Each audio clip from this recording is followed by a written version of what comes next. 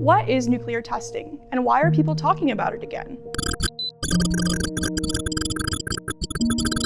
Nuclear testing is a key step for countries who want nuclear weapons.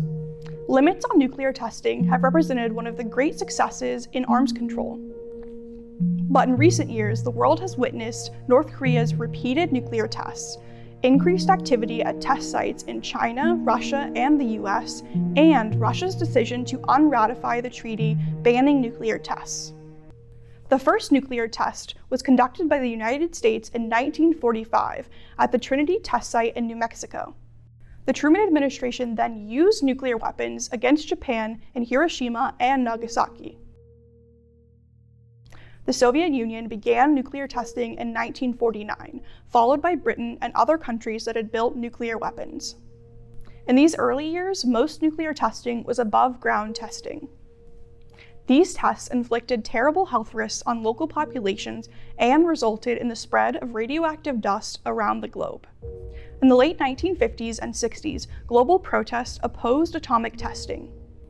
Negotiations between nuclear-armed countries over limits on testing went back and forth. Then, following the Cuban Missile Crisis in 1962, the US, Russia, and Britain signed a treaty which prohibited above-ground testing. Underground nuclear testing continued, but it peaked a few years later and began a general decline.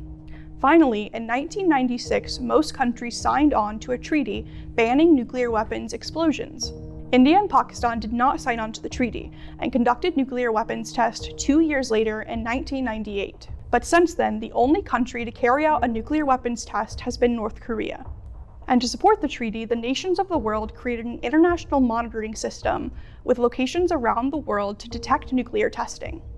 In recent years, as attention about nuclear weapons and nuclear war has shifted elsewhere, arms control and disarmament agreements have started to fray. Russia, North Korea, and the US have all made nuclear threats. Governments have abandoned nuclear agreements, and now there is renewed talk about returning to nuclear testing. The world has gone from conducting more than 2,000 nuclear tests to almost zero, but that could change very quickly. The good news is the world knows how to stop nuclear testing. It has done it before, and it can do it again if leaders and citizens decide it is important.